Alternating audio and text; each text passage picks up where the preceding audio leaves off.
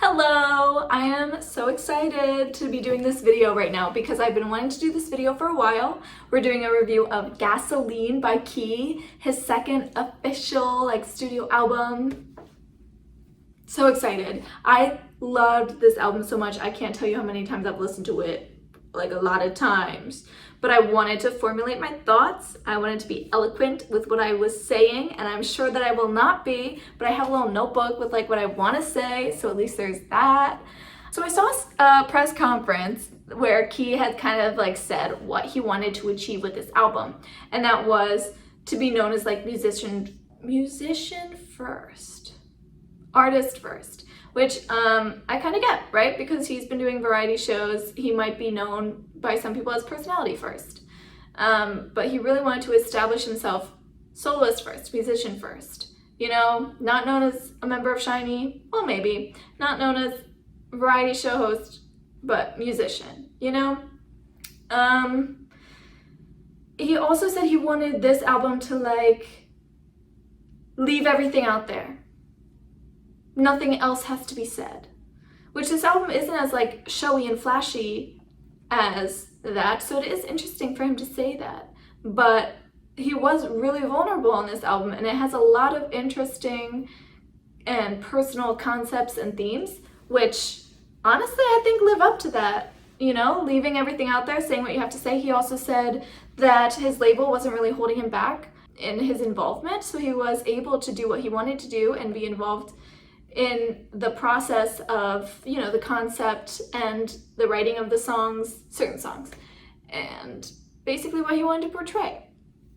So let's get started.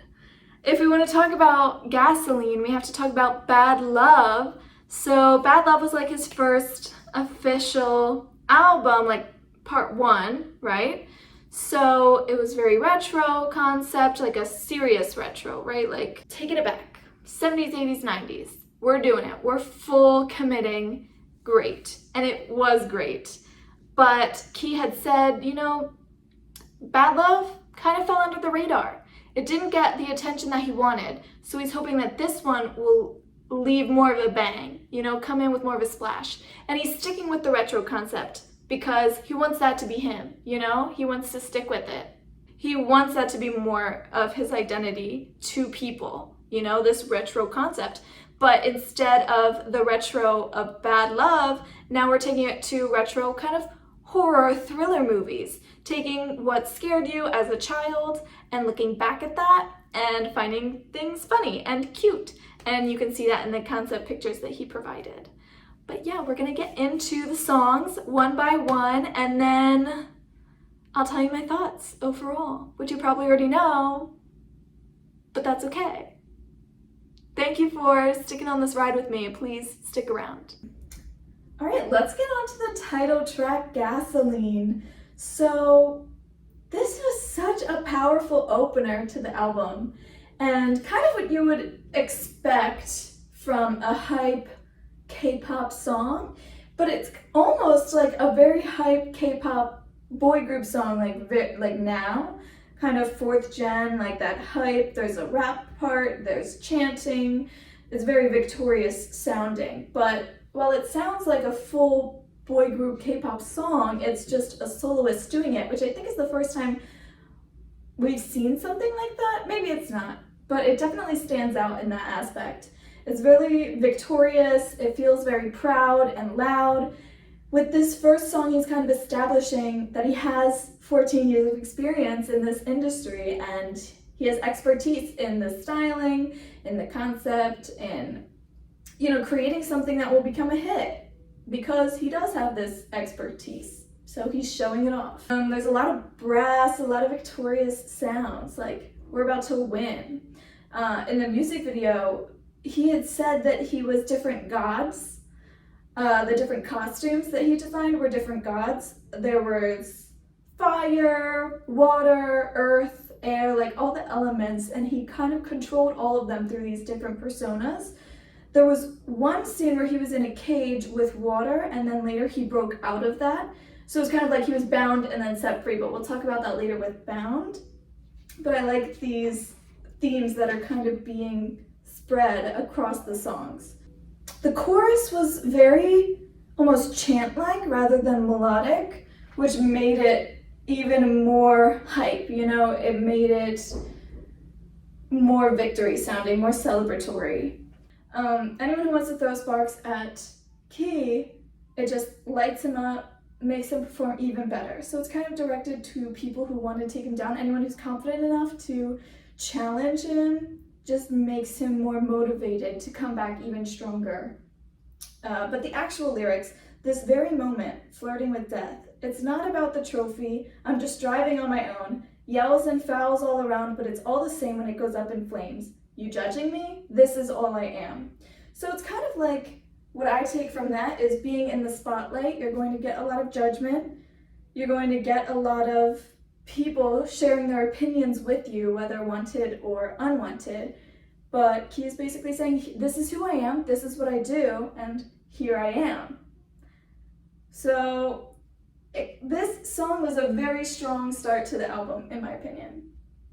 It feels a little disconnected from the rest of the album, I think tone-wise, because this is very bold, and the rest are a little more introspective. But I think that this set up a great foundation and a great persona so that he could take that persona away and dig a little more introspectively in the future with the next tracks without risking anything. You know, it was a safe beginning so that you establish yourself so that you could take that away and then show something different with the following tracks, which I think he did really well. Now I'm going to move on to the second track, Bound. I love Bound a lot. It was kind of a surprise. You know, it starts off with these howls and this percussive bass intro. It's kind of reminiscent of like Thriller, Michael Jackson. And Key's lower register coming in on these verses. Oh, so good. He sounds so good on this album. I cannot get over it. And then there's kind of this like sensual reverby synth that happens in the verses. It just creates this eerie space. And then the middle of the sound in the chorus, right? Because you have all these lower instruments going and then you have his higher kind of falsetto-y voice in the chorus, but then the middle is open and it makes it sound very eerie, very hollow, and kind of like, oh, you are stuck, right? You're kind of stuck in the middle, pushing against like the high and the low, which I like that, like the music painting with the lyrics. So the story of Bound is being told a false reality and needing to wake up and leave it behind, feeling stuck in a world of lies, not trusting yourself, not trusting what's around you. Meaning for me, I feel like that could be about the entertainment industry, right? You're stuck in what people are telling you, you're stuck in what people are telling you to be, or it could just be how he feels in general, you know? I often feel like I'm living in a simulation, but it's kind of that vibe, right? Your reality, the things around you are not real. There's also echoes on certain instruments and certain vocals that kind of create an atmosphere which transports the listener into kind of a fake world of their own, you know, especially with the howls. I kind of feel like I'm in the forest. There's certain echoes coming from different places on certain words he says, and it definitely takes you into that fake reality that they're talking about in the lyrics. There is an instrumental dance break bridge that I noticed. It leans kind of more into like a house trap kind of music, not trap, kind of more just like in a house style. And I feel like that could be painting the picture of wanting to accept the world as real.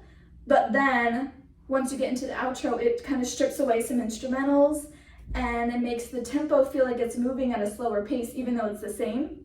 But taking away those higher kind of arpeggiating instrumentals and synths and things and stripping that all back, you just get the bass and the percussion and the atmospheric sounds that just kind of make it feel like you're trying to run away, but you're running through like a viscous liquid or just like water. Like you're running in water, you can't move that fast, so you're stuck there. So I loved that instrumentally. So that was Bound. Now let's move on to Villain. Villain with Gino from NCT. Wow. Gino's voice was so good. It just contrasted and complemented Key's voice so well. The story in Villain, like the lyrics are about not wanting to do what's expected of you and going outside the status quo, becoming something you're not because others tell you to, but then going against that. Also, there was a lyric about finding joy in doing the unexpected and seeing people's reactions, you know, finding like joy from seeing people being surprised, maybe being a little scared because you're coming at them with something that they're not used to. And I love how the lyrics in the chorus starts with, "You can call me villain," and ends with, "Maybe I'm the villain." Because maybe you are the villain. Maybe you're doing something unexpected. Maybe you're doing something kind of outside of what's acceptable, you know? Maybe you just throw a little something in there that's a little controversial just for the reaction. Create a little ripple in the water. That's kind of what this song is giving for me. And the music actually complements that because there are a lot of unexpected things about the song. First of all, unexpected collab. I would not have thought that Key would be doing a collab with Gino from NCT. I don't know about anyone else, but I did not expect that. And then even with that collab, it's unexpected that Gino had 2 whole verses in there, because usually with a collab you get a verse, maybe you do a chorus together, something like that. He had a lot of parts in this song. Like, he was a significant part of this song, which was unexpected to me. He came on that second verse, I was like, wait, you're back? You were just here. You're back? It was great. Another unexpected thing is that grunt sound in the chorus. It's kind of like frustration building up and needing a release. It was kind of like a "Arr!" And it's unexpected, but I really like the addition of it. I think it adds a lot to the song, and it adds emotion, and it adds just more villain vibes. And another unexpected thing, which is more music painting with the words, you know, the unexpected, is the pause in the instrumentals before the last chorus, you know? Songs do that a lot, but it is unexpected, and I do love when they do that, especially if they do it right. And I think Villain did it right.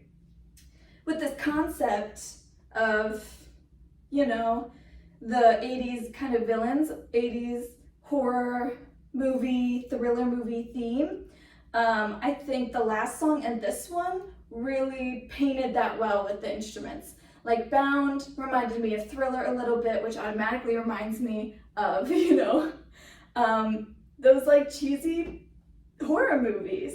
So I think that hit the nail on the head. And then this one had this like low 808 kind of keeping the beat. And it almost to me sounded like footsteps, like you would hear in a movie. So I think that tied the concept in really well. And that is great. When you can tie the concept into your songs, I think that is great, because a lot of albums don't always necessarily do that. But yeah. Moving on to Burn. So Burn begins with these crackling sounds kind of in the background, like something is literally burning, which I love, because then you move into this verse that is full of reverb, which creates this just open atmospheric space that you're just sitting in, and creates that space after that burning sound. So it's kind of like what is left after everything is burned and destroyed, nothing. And that's what the verse does for me, which also fits with the lyrics, which is like an obsessive relationship that destroys both parties involved, you know, and things have turned to ashes, and then even the ashes scattered and nothing is left. So I think the use of reverb in the verses is really good for painting that audibly. Then those toned back verses that have like this subtle build and they're so beautiful makes way for this chorus that just catches you off guard, because there's a funky guitar all of a sudden and kind of like a trap beat. And I just love the dichotomy between those two things, because on one hand you have the burn and the aftermath of the relationship, and on the other hand you have, oh, but there was good there, you know, there was good there, and maybe I'd do it all over again. So I really liked that. That was Burn. Let's move on to Guilty Pleasure. So Guilty Pleasure was full of surprises. Like, I was talking about unexpected things in Villain, but Guilty Pleasure had the most unexpected things, in my opinion. First of all, the break after Pleasure, every single time, it never gets old. The Guilty Pleasure, I love it so much. I can't even express in the words. I love it so much. And then that bridge is the most interesting bridge I think I've ever heard. The chords just change. I'm pretty sure they go like out of the key, but I don't think it's a key change. But I can't, do that just by hearing it. Like, I can't tell.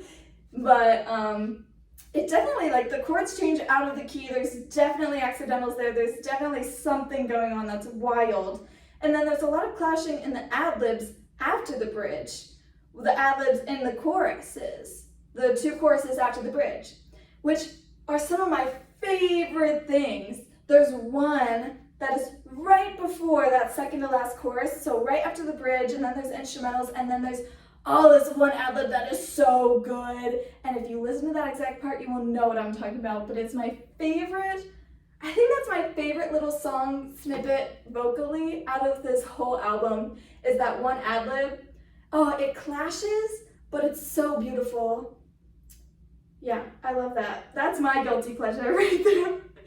Speaking of guilty pleasure, I feel like the lyrics for guilty pleasure is kind of self-explanatory. It's about a guilty pleasure, whether that is a relationship or just something else. It's a guilty pleasure. It's something that you want that you shouldn't want,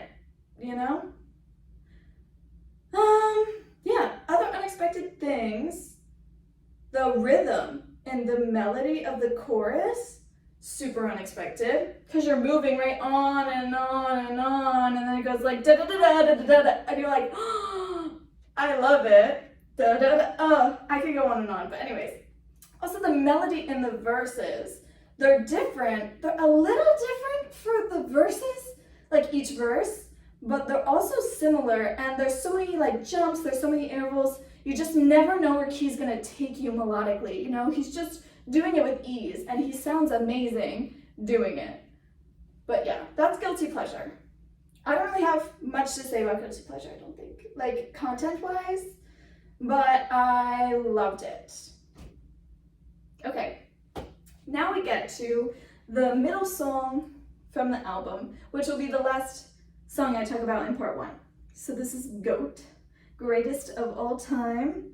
And it kind of starts with this 80s kind of video game type synth intro, which then gets pitched up to kind of, for the verses, it kind of sounds like an ice cream truck to me, but I don't know about anyone else. But that also kind of takes me back, like that's also kind of retro to me.